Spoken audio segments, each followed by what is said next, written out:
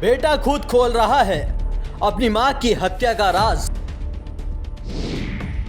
Uncle करते थे dirty बात, बार बार आते थे घर पर।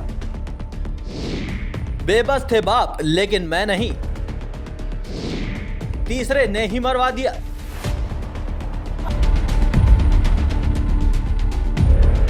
राजधानी लखनऊ में दिल को दहला देने वाले पबजी हत्याकांड में रोज नए नए खुलासे हो रहे हैं। यह खुलासा कोई और नहीं बल्कि पूछताछ के दौरान उसका कथित हत्यारा नाबालिग बेटा ही खोल रहा है। अब पुलिस की थ्योरी किसी और तरफ काम कर रही है, यानी उस तीसरे शख्स की तलाश कर रही है जिसकी वजह से नाबालिग बेटा अपनी मां को मारने की बात कह रहा है।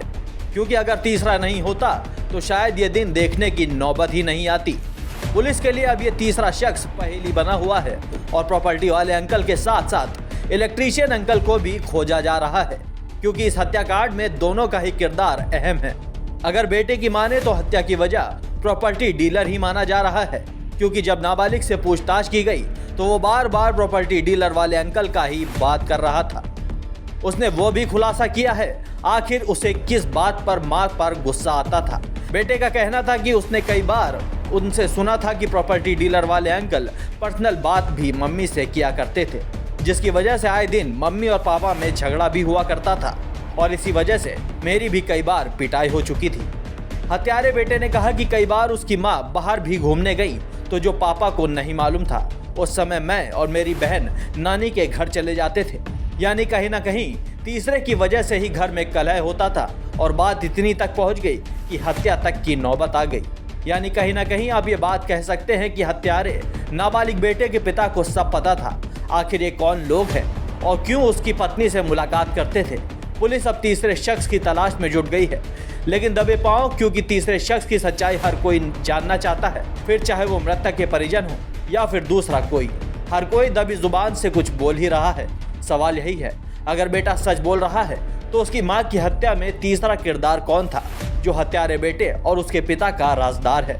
दोनों ही पहलुओं से तीसरे की भूमिका अहम है, फिर चाहे कत्ल की या फिर महिला से मुलाकात की। सिक्के के दोनों पहलू भी तीसरे पर जाकर अटक गई हैं। यानी कहीं ना कहीं आप कह सकते हैं कि तीसरे ने मरवा दिया, फिर चाहे बच्चे का गुस्सा हो या फिर पिता की खामोशी। बहुचर्चित पबजी हत्याकांड में लगातार पुलिस की पड़ताल जारी है।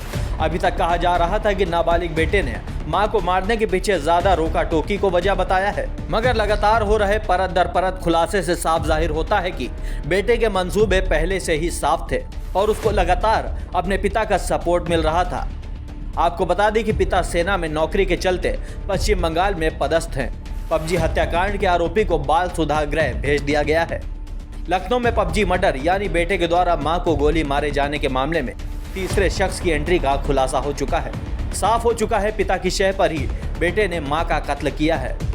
जानकारी के मुताबिक लगातार खबर चल रही थी कि लखनऊ के पीजीआई थाना इलाके के नाबालिग ने अपनी मां को महज इस बात के लिए गोली मारकर कत्ल कर दिया क्योंकि उसको रोका टोका जाता था। समय गुजरता गया, धीरे धीरे आगे बढ़ा तो इसमें नए खुलासे होने लगे और अब इस केस में तीसरे शख्स की एंट्री हो चुकी है, जिसकी वजह से ये पूरी हत्या की रूपरेखा तैयार हो गई थी।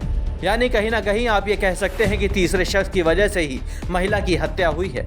पुलिस के लिए तीसरा शख्स ही अहम है, फिर वो आरोपी के बेटे का बाप हो या फिर प्रॉपर्टी डीलर वाले अंकल, क्योंकि इलेक्ट्रीशियन वाले अंकल का अब चैप्टर क्लोज हो चुका है। ब्यूरो रिपोर्ट, द यूपी खबर।